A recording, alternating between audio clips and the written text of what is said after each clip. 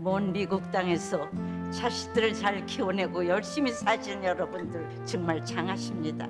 안녕하세요. 전원주입니다. 전쟁도 가난도 겪은 우리 세대는 참 눈물겨운 세월을 살았죠. 아메리칸 드림을 이루기까지 여러분들의 세월이야 어떠셨겠습니까? 건강 관련 프로그램에 출연하면서 요즘 제가 깨달은 건요, 양 한 방을 잘 결합하는 게 최고의 건강 관리라는 겁니다. 클레버 케어, 메디케어 어드밴티지 플랜 아세요?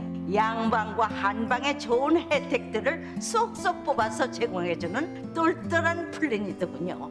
우리 한인의 건강 문화도 이해하고 실력 있는 한국 의사와 전문의를 척척 연결해 준다니 얼마나 똘똘합니까? 이제 우리도 똘똘한 클레버 케어 플랜으로 150까지만 사십시다.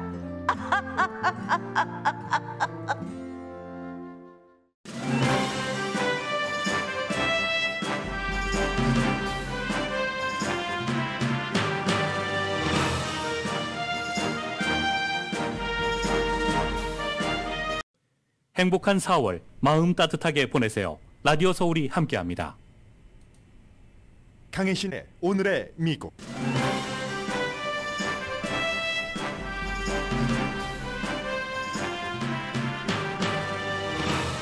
연방 판사 판결 이후 오늘부터는 로스앤젤레스 지역 거의 모든 교통수단에서도 마스크 착용이 선택입니다.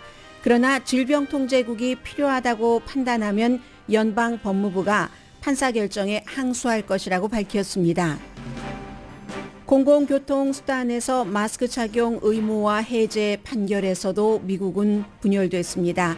보건 전문가들은 전문가가 아닌 한 명의 판사가 질병통제국의 비상 결정을 뒤집는 건 위험한 신호라고 말합니다.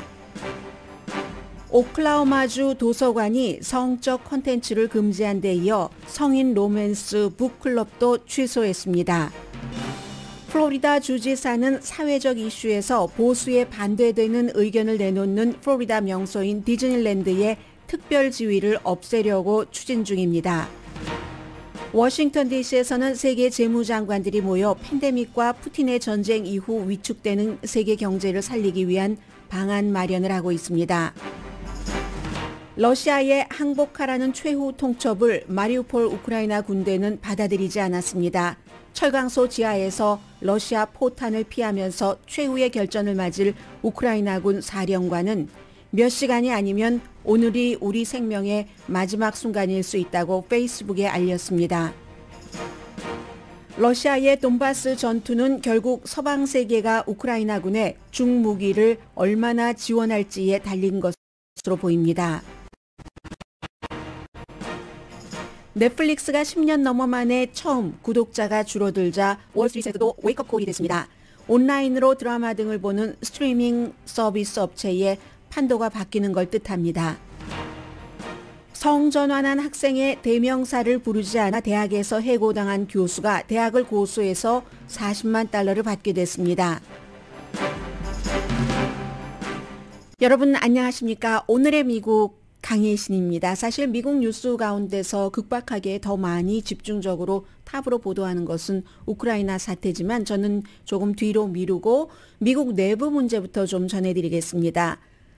조 바이든 대통령이 어제 플로리다 템파의 연방 판사가 모든 공공 교통 시설에서 마스크 착용을 하도록 결정한 질병통제국의 결정이 잘못됐다 하는 판결을 내린 뒤에 어제까지만 하더라도 LA 카운티라든가 이런 지역에서는 아직은 우리는 그래도 마스크 착용을 하도록 하겠다 했는데 오늘 아침 보니까 완전히 바뀌었습니다. 우선 대통령은 개인의 선택에 달렸다라고 얘기를 했고 연방 법무부는 질병통제국이 마스크 착용 의무화가 몇 시간 동안이나 비행을 하는 비행기 안에서 필요하다고 여전히 그 판단을 한다면 우리는 그 판사의 판결에 항소할 것이다. will이라고 표현을 했습니다. 이런 것들은 그 공중보건 전문가가 내려야지 된다는 얘기죠. 항공사는 손님들이 우리가 경찰이 되는 것을 원치 않았었다 하면서 안도의 숨을 쉬고 있기는 합니다. 마스크 쓰라고 하면은 내 맘이지 왜. 이제 그런 분들은 마스크 착용 의무화가 거친 것에 대해서 굉장히 좋아하시는 분들이고요. 여론은 엇갈리긴 합니다. 이것도 여론도 당에 따라서 달려서 민주당은 아직도 70%는 그런 것들을 교통수단에서 의무화를 해야지라고 얘기를 하고 공화당은 80%가 반대를 합니다. 마스크 착용은 무슨 이런 그 태도입니다.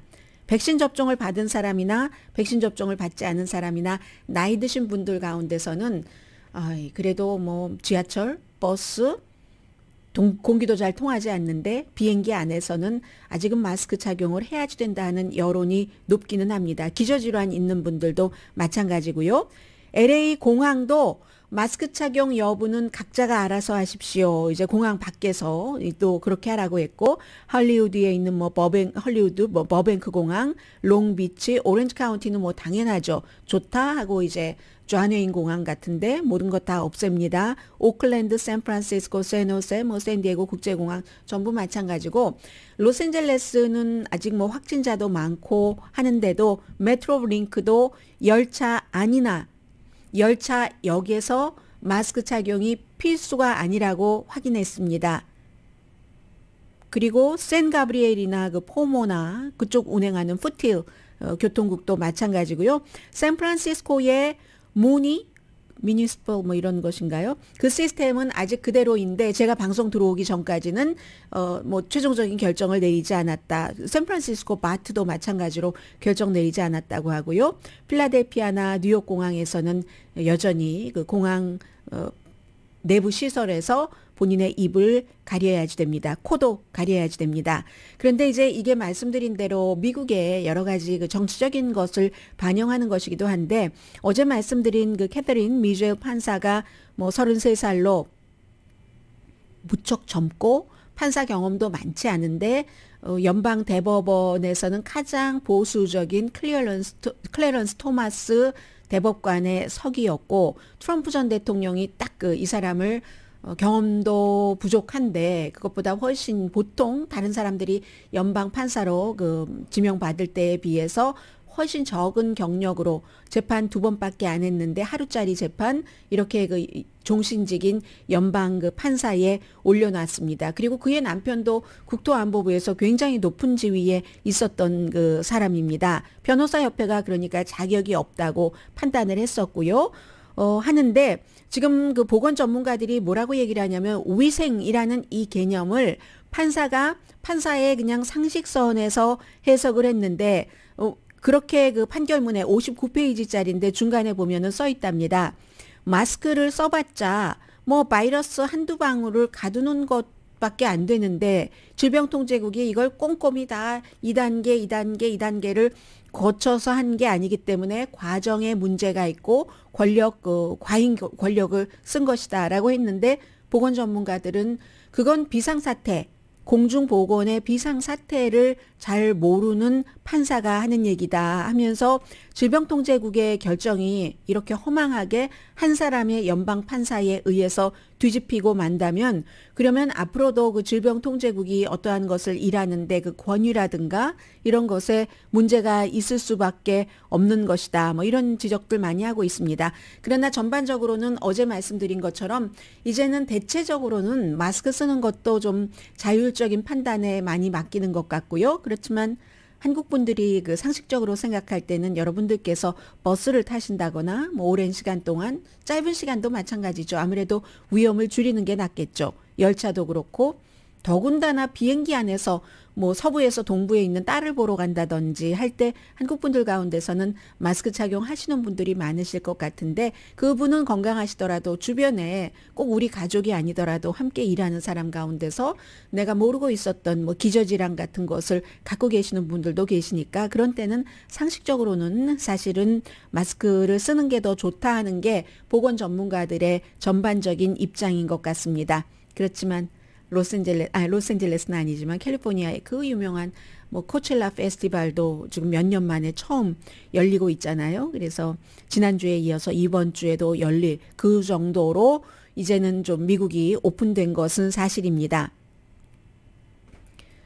민주당과 공화당의 이 마스크 착용 의무화를 해제한다 하는 것에 대한 반응을 전해드렸는데요. 전반적으로 지금 그 우크라이나 그 전쟁 속으로 며칠이면 끝날 것이다 했는데 뭐 2월 24일부터 지금까지 오고 있으니까 그 사이에 많은 뉴스가 그쪽으로 돌아가서 그렇지 미국 내부의 진보적인 시각과 보수적인 시각, 민주당과 공화당 사이에서의 그 파열음은 이만저만 들리는 게 아닙니다. 요즘 미국 곳곳에서요. 오클라호마 공공도서관 이사회가 애니드 카운티의 공립도서관과 가필드 카운티의 공립도서관 이 두 군데입니다. 원래 지난주에 여러분들께 살짝 말씀을 드렸었습니다. 도서관에서 뭐 성적인 것이 막 언급되고 묘사되고 하는 그런 책들을 보이지 않게, 뭐 책을 완전히 없앤다는 건 아니에요. 보이지 않게, 잘 보이게 전시한다던가 이런 것을 금지했습니다. 그런데 그렇게 하고 나니까 성인 로맨스 북클럽도 취소가 됐습니다. 도서관의 이사회가 그 같은 결정을 하니까 도서관 스태프들이 또 회의를 했습니다. 문제를 만들고 싶지 않은 거예요. 도서관의 이사회들이 이거 뭔지 모르지만 뭔지 모르는 건 또 아니죠. 뭔지 알겠는데 이 성에 관한 것을 언급하는 것을 뭐 전시를 한다던가 그럼 뭐 보바리 부인 뭐 이런 것도 안 되겠네요. 그렇게 한다던가 이런 형태가 안 된다고 하니까 문제를 만들고 싶지 않으니까 아예 성인 로맨스 북클럽도 취소했는데 이 성인 로맨스 북클럽이라는 건 뭐냐면 여러 매체와 인터뷰를 하는 이 성인 로맨스 북의 팬이 얘기하는데 왜 그런 많은 책들이 있잖아요. 그런 책들을 읽으면서 성인이니까 또 충분히 핫한 그런 부분들이 있고 그걸 보고 그 당시의 역사와 문화 이런 것들을 이제 같은 성인들끼리 얘기하고 뭐 친목도 뭐 만들고 할 수 있잖아요. 그런 것을 하지 못하게 한 겁니다. 왜냐하면 성과 섹스와 섹슈얼리티에 관한 나의 생각이 어떤가, 나의 관점 같은 것을 얘기하는 프로그램을 다 없애라고 했기 때문에 그런 북클럽조차도 없어졌다는 것. 그런데 이건 뭐 취미니까 그렇다고 하고 도서관에서 책에 관한 것만 있는 게 아니라 성폭행 방지 프로그램 같은 것도 있습니다. 뭐 여러 가지가 연관이 되겠죠. 심지어는 YMCA에서 성적으로 학대받는 것 이런 것을 어떻게 하면 우리 사회가 막을 수 있는가 하는 것을 하는 것 이런 것도 다 지금 없애버렸고요. 당연히 동성애자 관련 책 전시 뭐 행사 같은 것은 금지했습니다. 그리고 이제 도서관에서 이사회의 멤버가 3명이 비어서 18명이 내가 이사가 되겠습니다 하고 신청을 했더니 원래 그 같은 책 전시라든가 이런 것을 금지한 것을 찬성한 사람은 받아들이고 반대한 사람은 원래 있었던 이사에서도 내쫓았다. 지금 그런 분위기고요. 텍사스주는 오클라호마주를 말씀을 드렸는데 야노 카운티 관계자와 보수적인 텍사스 주민은 아주 더 나가서 같은 비슷한 생각을 갖고 있는 공무원들 과 힘을 합쳐서 여러 가지를 검열의 수위를 더 높이고 있습니다. 21세기 문학에 관한 얘기를 말씀을 드렸고요. 플로리다주 같은 경우는 문학이 아니라 디즈니랜드에서 사실은 그 론 디센티스 그 플로리다 주지사가 지난번에 그 선거할 때도 뭐 이런저런 형태로 뭐 한 5만 달러를 디즈니에서 받았다고 하는데 그 이후에 디즈니의 CEO는 그러고 싶지 않았는데 디즈니라는 회사의 특수성으로 굉장히 다양한 문화와 소수의 뭐 권리 같은 것도 지지를 하는 직원들이 많으니까 플로리다주가 너무 보수적으로 가면서 성소수자에게 무슨 뭐 여러 가지 뭐 예를 들면 성소수자뿐만이 아니라 뭐 인종, 소수 인종에 대해서도 좀 빡빡한 그런 법안을 많이 만들어내고 하니까 원래는 그 디즈니의 CEO도 가만히 있다 직원들이 뭐야 우리 회사하고 안 맞잖아 해서 한두 마디 하고 하는 것들이 점점 축적이 돼서 지금 회기를 말하자면 연장까지 해서 플로리다의 주지사가 플로리다의 명소인 디즈니랜드의 특별 지위를 없애려고 추진 중입니다. 입법 회기를 막 확대를 했어요. 지금 한국에서는 뭐 또 다른 것 때문에 입법 뭐 회기를 살라미 전술로 해서 뭐 뭘 통과시킨다고 하잖아요. 제가 그 단어를 말하고 싶지 않아서 말씀을 안 드렸습니다. 왜냐하면 이쪽에서는 그 단어 쓰면 안 된다 그러고 이쪽은 써야 된다고 하고 하니까 그런 형태인데 플로리다주는 반대로 회기를 그 입법 회기를 확대해서 어떤 것을 디즈니에게 해를 주기 위한 것이냐면은 1968년 이전에 만들어진 그런 그 독립특별지역, 말하자면 뭐 국가가 있으면 자치구 뭐 이런 것 있잖아요. 디즈니 그쪽이 너무 넓으니까 40만 평방이나 되니까 그 안에 놀이기구도 있고 뭐도 있고 공원 주변에 많잖아요. 그런 것을 거의 자체적으로 하도록 승인을 했었는데 재산세 빼고요. 재산세는 걷어야죠. 그리고 엘리베이터 검사 너무 중요한 거죠. 그래서 그 나머지는 자체적으로 해라 하는 이런 법이 있는데 그게 68년 이후부터만 승인을 하니까 그 전에 건 안 되는 거예요. 디즈니가 그 같은 자치적인 권한을 부여받은 게 1967년입니다. 이게 플로리다주의 론 디센티스 이 주지사는 디즈니랜드는 마스크 착용 같은 것도 나는 처음부터 하지 말라고 하는데 디즈니랜드에서는 뭐 관광객이나 직원들에게 마스크 착용 의무화를 하고 그때부터 조금 싫어했는데 게다 대고 동성애에 대해서 또 동성애자에 대해서 학교에서 뭐 말하지도 말고 가르치지도 말고 해라 하니까 이것도 그거는 아니지 디즈니의 문화가 있는데 하면서 한마디 하니까 디즈니가 선을 넘었다 하면서 지금까지 디즈니에 부여해왔던 여러 가지를 박탈하는 것을 의회에서 통과시키도록 한다. 이런 면이 있고요. 그리고 어제 제가 헤드라인에서만 말씀드리고 플로리다주의 수학교과서를 말씀을 안 드렸는데요. 수학교과서가 사회적인 어떤 개념이나 감정을 담고 있다. 이런 이유로 수학교과서에 전체 주에서 통용되는 수학교과서의 41%를 거부했습니다.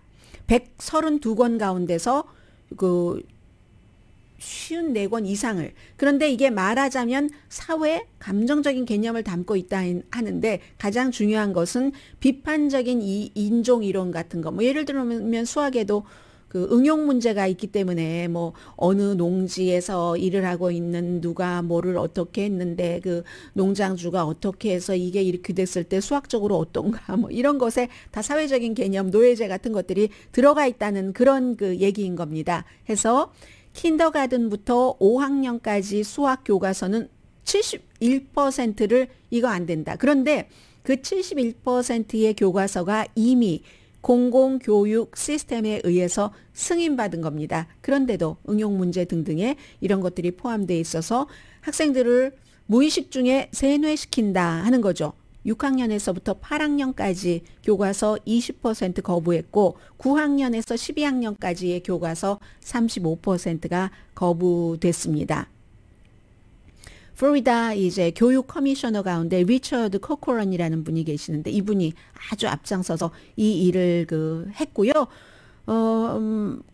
디센티스 그 주지사가 지난해에 이제 비교 인종 가르치는 것, 뭐 노예제가 이랬고 뭐 이런 그 노예제로 노예를 부린 그룹이 어떻고 노예였던 그룹이 어떻고 이런 것을 가르치는 것을 금지하는 것, 학생들에게 뭐 인종 개념을 주입시킨다, 세뇌시킨다 말하자면 이런 형태로 출판 못하도록 했고 민주당은 그렇기 때문에 우리 학교의 교실을 어떠한 그 전쟁터로 만든다. 정치적인 전쟁터를 얘기를 하고 있죠. 이런 케이스에는 그런 얘기를 하고 있습니다. 서울에서 제철소에서 아조프스탈이라는 제철소에서 무기를 내려라 했는데 우리는 무기를 내릴 수 없다 하면서 그 지하 터널에서 이제 마지막으로 싸울 것으로 예상되는데 민간인도 노약자, 어린이 그리고 여성들이 한 1,000명 정도는 그곳에 이제 대피해 있답니다. 이게 바로 지난번에 마리우폴 그 극장을 폭격할 때 어린이들도 그 극장 안에 있으면서 그 천정에 어린이라고 칠드런이라고 써 있었던 바로 그런 그 형태로 지금 대피하고 있는 사람들도 있고 러시아가 폭탄을 계속 투하하고는 있답니다. 그렇기 때문에 이 사령관이 페이스북에 살아있는 시간이 몇 시간 남아 있는지 모른다. 하루가 아니라면 지금 이런 얘기를 했고요. 해병대 사령관입니다. 오늘이 우리의 마지막 날이 아닐지 모른다. 새로운 단계로 들어간 거죠. 이제 러시아의 우크라이나 침공이 키브를 수도를 장악하고 꼭두각시 정부를 세운다는 것이 실패되고 나서 그리고 나서 이제 그 주변에서 지금 주변 뭐 예를 들어서 뭐 하루키우 같은데 돈바스 약간 그 북쪽에 있는 그런 지역을 지금 점령을 했는데 전주곡인 거죠. 지금 대단한 전쟁이 몇 주일 동안 펼쳐질 것으로 예상은 하는데 이번 전쟁은 물론 예상과 달리 가는 방향 쪽이 많이 있기는 했지만 그 전조국이라고 보여집니다. 다시 한번 말씀드리면 우크라이나의 사람들이 인구로 보면은 우크라이나인이 78%, 러시아인이 17.3%, 고려인도 한 12,000명이 있고 뭐 이 가운데 한 사람이 이제 그 비탈리 김이라는 그 주지사인 거죠. 언어는 68%가 우크라이나어를 쓰고 러시아 언어를 쓰는 사람이 30%입니다. 지역에 따라서는 러시아어를 쓰는 사람이 더 많아서 이게 반대로 되기도 합니다. 크림반도가 이미 2014년도에 러시아가 합병을 해버린 그곳이 240만 명. 거긴 러시안이 68%. 입니다. 도네츠크, 돈바스에 두 군데가 있잖아요. 도네츠크와 루안스크가 있는데 루안스크가 약간 더 동북 쪽이고 도네츠크가 약간 그 남서쪽인데 도네츠크가 인구가 한 90만 명. 우크라이나 사람과 러시아 사람이 여기는 거의 비슷합니다. 언어는 러시안을 훨씬 많이 써요. 88%. 루안스크는 러시아인데 우크라이나인이 비슷한데 러시아인이 조금 많고요. 50%대 47%. 역시 여기도 러시아 언어를 많이 씁니다. 85%. 이곳에서 지금 이제 마지막 그 전쟁이 일어나는 겁니다. 현재로서는 문제가 병참인 것 같아요. 러시아도 그렇고 우크라이나도 그렇고 이길 수 있는가 우크라이나가 러시아를 이길 수도 있고 이기지 못할 수도 있습니다. 돈바스 지역은 당연히 러시아가 조금 강하고요. 예를 들어 지금까지는 미국으로 예를 들면은 미국의 무슨 뉴욕이라든가 로스앤젤레스라든가 이런 형태로 집도 있고 뭐 사무실 오피스도 있고 길도 있고 그럼 그 길을 중심으로 해서 사무실 오피스도 있고 뭐도 있고 하니까 우크라이나 군대가 숨어 있을 수 있는 곳 키브 같은 그런 곳이죠. 그런 곳에서 싸웠습니다. 물론 그런 곳에서 싸우면 민간인들 사상자는 많이 나오지만 매복을 하기가 쉽죠. 복병으로 나와서 없는 줄 알았는데 하고 러시아군이 혼비백산하고 이렇게 싸웠는데 지금 이쪽으로 오면은 캔사스 그 드넓은 평야 같은 데서 싸우는 것과 마찬가지이기 때문에 우크라이나군이 더 이상 매복병으로서의 역할을 할 수가 없게 됩니다. 그러니까 이 게릴라전으로서는 러시아의 그 탱크 같은 것을 막을 수 있는 그런 기회가 있었지만 돈바스 지역으로 오면은 그런 것들이 조금 없죠. 매복했다 등장할 것도 없고 강한 화력, 무기, 탱크, 뭐 대규모 미사일 시스템, 중무기 시스템 이런 것을 많이 가진 쪽이 이기는데 우크라이나는 지금 이게 부족하니까 show me the weapon, 쇼뿐만이 아니라 저희에게 딜리버리 해주세요 라고 젤렌스키 대통령이 계속 얘기를 하는 겁니다. 서구에서 지원받았던 단거리 미사일이 지난 2개월 동안 굉장히 효력을 발휘를 했죠. 돈바스에서는 이 어깨 미사일이 별로라는 얘기입니다. 또 러시아의 뭐 유리한 뭐 여러 가지도 있고 러시아도 실패한 것을 교훈 삼아서 어떠한 전술도 세울 텐데 우크라이나군보다 러시아군이 이제 2배 많았었고요. 지난번에 북쪽에서. 그리고 그런데 이번은 여기는 러시아 국경에 가까우니까 보급도 조금 잘 될 수도 있고요.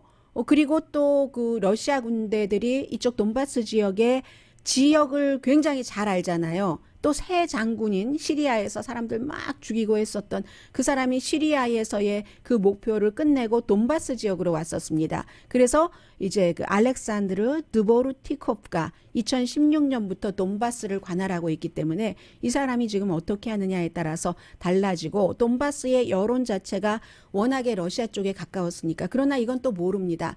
막상 전에는 나도 뭐 러시아와 가깝고 뭐 좋은 게 좋은 거이기도 하고 뭐 특별히 해가 될 것도 없고 뭐 이게 더 유리하니까 러시아 쪽 했는데 막상 본인의 집이 폭파당해 보세요. 그 집을 이 집 한 집 건너 하나씩 할 수도 없는 노릇이고 뭐 딱 경계도 있을 테고 그러면은 이제 또 그 정서가 달라질 수 있는 이것은 조금 우크라이나에 유리하기는 한 거고요. 전쟁 시작하자마자는 돈바스라는 큰 지역의 30%는 우크라이나에 속하기를 원했었던 사람입니다. 그런데 이제 지금은 이게 변할 수도 있다는 말씀을 드리고요. 그리고 또 하나는 첫 번째 전쟁 단계에서도 누구나 다 러시아가 며칠 만에 이길 것이라고 생각했는데 지금 2월 24일부터 오늘 4월 20일이니까 얼만큼 왔습니까? 알 수 없는 거죠. 전쟁이라는 것은. 그렇기 때문에 당시에 독일도 아니 무기를 뭐하러 보내면 러시아와 관계만 나빠지고 어차피 며칠 만에 질 건데 이게 독일에서 독일 주재 우크라이나 대사가 독일인에게 직접 들었다는 얘기라고 했잖아요. 그래서 전에는 북부에서는 러시아가 공군 장악 못했고 그리고 암호로 통신을 하지도 않고 하니까 우크라이나가 그 정보를 전부 빼갈 수가 있었던 그런 것. 그리고 또 러시아 군대가 상관의 그 어떤 명령을 따를 의도도 없었고 뭐 전쟁터에 간다고 얘기 듣지도 못했는데 와보니까 전쟁터에 온 것이고 그러한 것은 사기 저하는 여전할 것이라고 생각들을 합니다. 그래서 그렇게 돈바스도 러시아가 여러 가지 유리한 조건을 갖고 있음에도 불구하고 완전 그 빠른 시일 안에 점령하기는 쉽지는 않을 가능성도 있다는 거죠. 우크라이나도 이제 북쪽에서 러시아군이 빠졌으니까 병력을 돈바스 쪽으로 옮길 수도 있고 그래서 이제 서구에 장비가 중요한 겁니다. 오늘 이제 국방부가 미국이 조금씩 더 강한 그 무기를 지원하기 시작하잖아요. 상황 봐가면서 하기로 처음부터 그렇게 결정했었던 것 같이 보여집니다. 해서 서부도 지금 뭐 탱크, 중장비도 지원하고 장거리 포도 보내고 미사일도 보내고 해서 이 같은 군수 물자가 병참이 전쟁의 결과를 만들어낼 수도 있다고 보고 있는 거죠. 그리고 또 하나 말씀드린 것처럼 돈바스의 여론. 이렇게 대대적으로 침공하고 나니까 조금 뭐 달라지는 사람도 있을 수 있고요. 아무리 러시아 언어를 쓴다 하더라도 해서 러시아가 빠른 승리를 하기는 힘들 것이다. 언제나 그렇지만 전쟁은 또다시 예상하기가 거의 불가능한 상태다라고 보시면 될 것 같고요. 어제 제가 하나의 그 비디오를 봤는데 블라디미르 푸틴이 러시아에서 하는 일입니다. 깜짝 놀랐어요. 가장 가까이 이 전쟁 이후에 사람을 가장 가까이 두고 있는 모습을 봤습니다. 아이들이거든요. 전부 12살 뭐 이런 형태니까 제법 가까이 아이들이 소녀가 앉아있는데 여기서 뭐 여러 가지 이슈를 얘기하고 하는 거였는데 12살 소녀가 국내 관광도 이슈고 여러 가지가 이슈인데 이 12살 소녀가 대통령에게 얘기를 하는 겁니다. 이름이 다이아나 크라소브스카야라는 소녀인데 제가요 루안스크 그러니까 돈바스 지역이죠. 거기서요 2014년도에 이제 그 러시아를 지원하는 사람들과 우크라이나 정부군을 지원하는 사람들 사이에서 막 전쟁이 일어나서 저 크림반도로 도망갔었어야지만 됐어요. 지금은 이제 러시아 와서 살고 있고 저는 러시아인이고요. 러시아인인 게 너무 행복하고요. 막 이런 얘기를 하니까 이제 푸틴이 또 설명을 합니다. 지금도 우크라이나 정부가 러시아인을 그렇게 핍박을 하기 때문에 우리가 그 사람들을 자유로 만들어 주기 위해서 지금 러시아군이 가 있는 거다 하니까 그 소녀가 어머 저도 알아요. 알고 말고요. 그렇기 때문에 저는 러시아에게 항상 감사하고 평화가 꼭 올 겁니다. 이게 12살 소녀가 그런 얘기를 그 대통령에게 했습니다. 그러니까 이제 푸틴이 옳지 옳다구나 옳지 그래 네 말이 오라 뭐 이런 형태로 얘기를 했고요. 그렇기 때문에 러시아에서는 블라디미르 푸틴의 지지율이 지금 83%라는 겁니다. 날이면 날마다 이런 형태의 선전 보도를 하고 있기 때문에 그게 제가 어제 봤었던 참 특별하다 뭐 이런 거였고요. 바이든 대통령은 우크라이나의 핵발전소를 안전하게 지키려고 60억 달러를 또 지원한다고 했고 그제 열렸었던 보스턴 마라톤이 그랬던 것처럼 윈블던 테니스 대회에도 러시아 선수와 벨라루스 선수는 지금 참가 금지했습니다. 우크라이나 사람들에 대해서 말씀을 드리겠습니다. 잠깐만요. 아니 항복하지. 왜 그렇게 버티고 있어? 젤렌스키도 그렇지. 나쁜 대통령이야. 국민들을 숨지게 하고 하는 분들이 계십니다. 러시아 말을 듣는 겁니다. 이 우크라이나 사람들은 기본적으로 그 과거부터 아주 그 너무너무 많은 역사 누가 나가면 누가 들어오고 누가 나가면 누가 들어오고 해서 최종적으로 1922년부터 1991년까지는 러시아의 지배를 받았잖아요. 그랬던 우크라이나이기 때문에 꼭 무슨 국가의 지도자도 외세가 하도 많으니까 여기 붙었다 저기 붙었다 하는 사람들이 많으니까 별로 믿질 않아요. 그래서 우크라이나라는 그 독립국가가 되고 나서도 이번이 6번째 대통령인데 몇 명은 친소 대통령이기도 했잖아요. 또 한 명은 너무 지나치게 우크라이나 민족주의를 강조를 했고, 젤렌스키는 뭐 지금 여러분들께서 알고 계시는 그대로고, 그런 것들을 너무 오래 겪었기 때문에 우크라이나 사람들은 뭐 국가다, 어떤 지도자에 대한 충성 이런 것보다는 우리 커뮤니티, 나의 집, 어머 우리 옆집이 뭐 저렇게 폭발을 당하고 내 집이 이렇게 되고 할 때는 여기에 그냥 커뮤니티처럼 두레처럼 공동 마을처럼 이렇게 뭉쳐 있답니다. 국가나 언어나 종교에 뿌리를 두고 뭉치는 그런 민족이 아니라는 얘기죠. 해서 옆집이 좀 필요하면 같이 막 도와서 일하고, 내가 필요하면 옆집 사람들이 막 와서 일하고, 뭐 이런 이런 국민이라고 할까요? 그리고는 이게 뭐 국가에 대한 기대치도 낮아왔고 하니까, 그리고 무엇보다 농토잖아요. 드넓은 농토기 때문에 나의 농토에서, 왜 한국 분들도 정말 목숨을 앗아갈지언정 내 땅은 안 돼, 뭐 이런 분들 너무 많으셨잖아요. 지금도 그런 분들도 계시고, 그래서 나의 땅에서 내가 살 권리를 누가 뭐 이런 형태로 생각을 하는, 그리고 이게 여기서 끝나면 우리 그 다음 세대는 어떻게 되지? 우리 동네에서 이렇게 됐을 때 우리가 항복을 하고 나면, 마리우폴에서 항복을 하고 나면은 아마 우크라이나 전군의 사기가 크게 내려갈 거야. 차라리 우리가 전사하는 게 나을 것 같아. 장엄한 전사죠. 장렬한 전사죠. 그런 형태의 그 국민성이 오래전부터 형성이 되어 왔다는 거죠. 그리고 또 우크라이나의 장군은 러시아의 장군과 달리 굉장히 젊습니다. 총사령관이 48살이에요. 이름이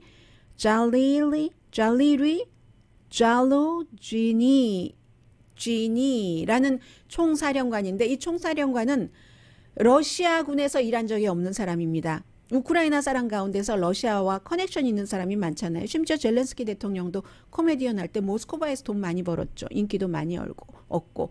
근데 이 장군은 러시아군에 소속했던 적이 없고, 나이든 장교들과 젊은 장교가 이 총사령관이 다른 점은 다른 사람들의 말을 잘 듣는다는 거예요. 전문가의 그런 말을, 조언을 잘 듣고 지역 사령관들에게도 좀 역할을 많이 주고 주도권을 많이 가질 수 있도록. 그래서 이제 이 48살의 총사령관과 전투는 아니지만 굉장히 세계를 향해서 그 호소를 많이 잘하고 있는 대통령, 그리고 뿌리 자체가 그렇게 돼 있는 우크라이나 국민, 여기에 이제 하나가 서방 세계의 무기, 아니면 이제 뭐 푸틴이나 시진핑이 판을 치는 세상이 될 가능성이 높죠.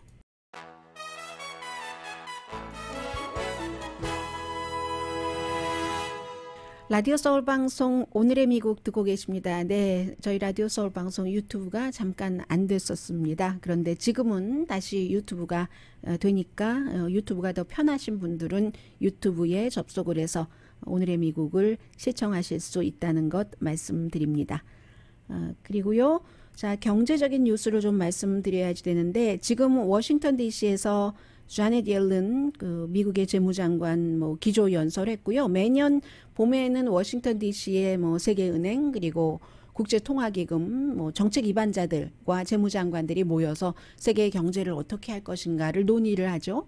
2년 동안은 팬데믹 때문에 많이 힘들었었고, 재무장관들이. 그리고 이제는 그 러시아 때문에도 힘들잖아요. 그래서 여러 가지 얘기를 하는데, 자넷 옐런 재무장관은 G20입니다.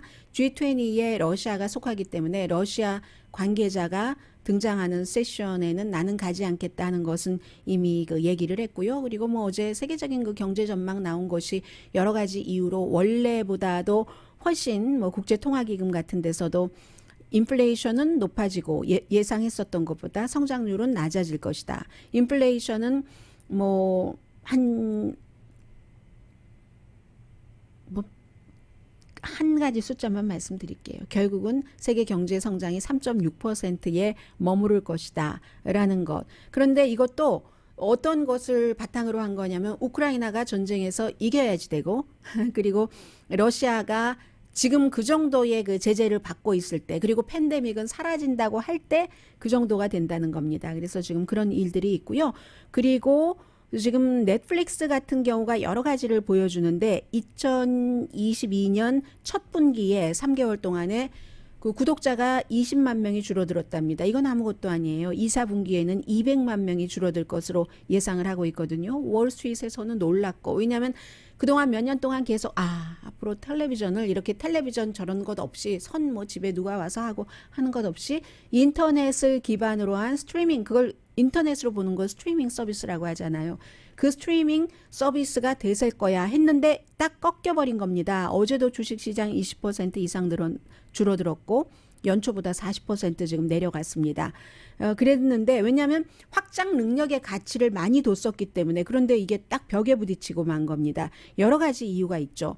뭐 디즈니 같은 데가 330억 달러를 올해 투자한다고 하니까 넷플릭스가 지난해에 투자한 거 배도 넘네요. 140억 달러 투자했는데, 그리고 무슨 뭐 애플 플러스는 지금 뭐 빠찡코 하고 있습니다만 코다라는 아카데미상 작품상 나온 것도 애플 플러스고, 그 밖에도 뭐 여러분들께서 이름 들으면 생소하다 하는 이런 스트리밍 서비스가 너무 많은데, 넷플릭스는 최근에 계속 무슨 뭐 하나의 그걸 가지고 패스워드를 공유한다 이런 얘기들이 많이 나왔잖아요. 더 이상 넷플릭스의 독주가 안 되는 겁니다. 다른 회사들도 무슨 국제 시장을 많이 오픈하는 거거든요. 디즈니 플러스라든가 HBO 맥스라든가 이런 것도 해서 이게 열을 붉은 꽃이 확실히 없을 수밖에 없구나. 그리고 또 팍스 TV 같은 데서도 뭐 스트리밍 서비스를 샀고, 파라마운트도, 뭐 디즈니가 훌루, 뭐 컴캐스트도 뭐 피칵 이런 데를 사들였잖아요. 자꾸만 돌고 도는 그런 세상사라고 말씀을 드리고요.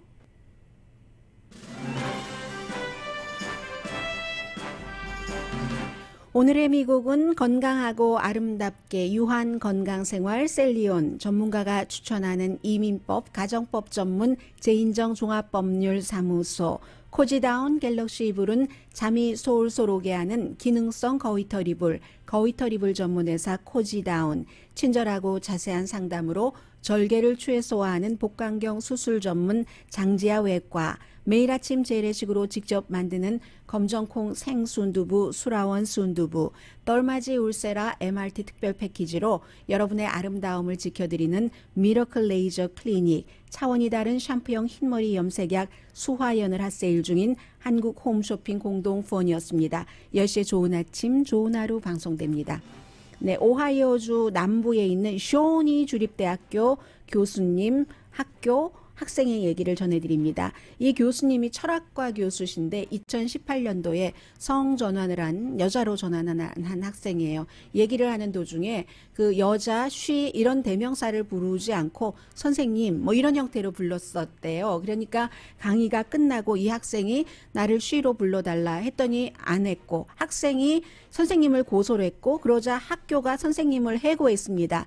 해고당한 교수가 학교를 고소해서 결국은 합의를 했죠. 40만 달러 보상금을 받기로. 그 사이에 이런저런 스토리는 있지만 시간이 다 돼서 언제나 완벽한 게 어디 있겠습니까? 이렇게 또 위로하면서 강혜신이었습니다.